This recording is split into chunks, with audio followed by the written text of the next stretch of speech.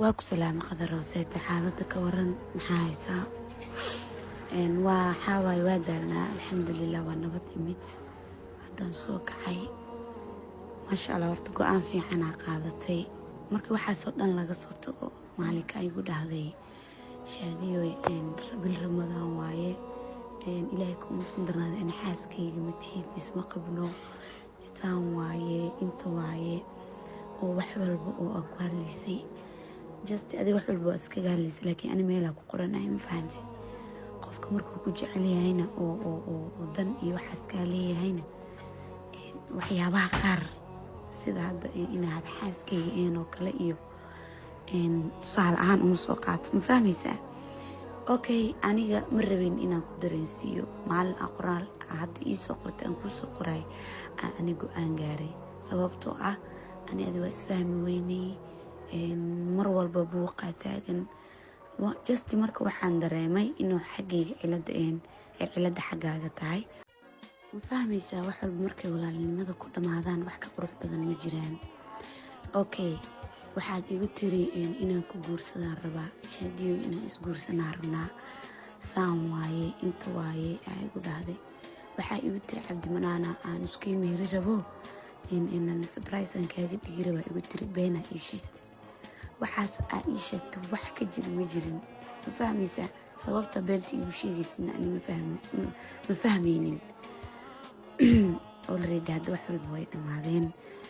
anigana kuguma dhagahadlin mana kugu dhagahadli doono qof aa waxaas ka geydidna ma ihi ma fahmaysaa oo haddana breshar dhanka xaaskaaga ah oo ay ani xaggayga ay kuga saartay okay ani adiga waa isla joognay bil kaamil miyaa 20 beri isla joognay wax walbaa naga dhexeeyey wax walbaa na dhexmaray iguma aadan dhihin shaadiyoy saanay wax ku jiraan aniga isla joogno is ag jiifno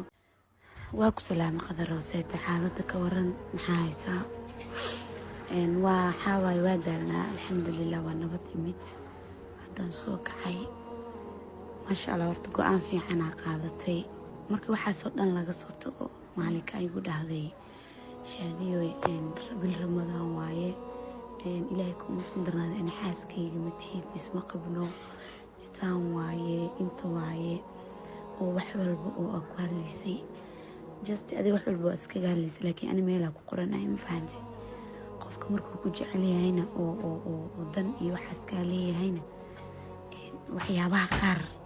sida hadda inaad xaaskayga oo kale iyo tusaale ahaan uma soo qaato ma fahmaysaa okay aniga ma rabin inaan ku dareensiiyo maalin aa qoraal hadda ii soo qortay aan kuu soo qoraay ani go-aan gaaray sababtoo ah ani adi waa isfahmi weynay mar walba buuqaa taagan just marka waxaan dareemay inuu xaggayga cilada xaggaaga tahay oo haddana breshar dhanka xaaskaaga ah oo ay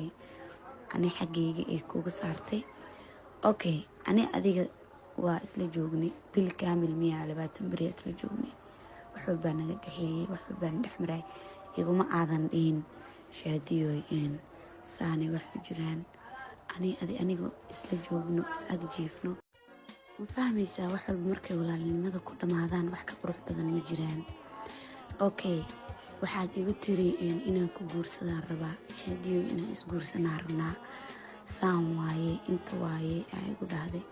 waxaa igu tiri cabdimanaana aan iskii meeri rabo surprisean kaaga dhigi rabaa igu tiri beenaa ii sheegtay waxaas aa ii sheegtay wax ka jira ma jirin ma fahmaysaa sababta beenta igu sheegaysana ani ma fahmaynin already hadda wax walba way dhammaadeen anigana kuguma dhagahadlin mana kugu dhagahadli doono qof aa waxaas ka geydidna ma ihi ma fahmaysaa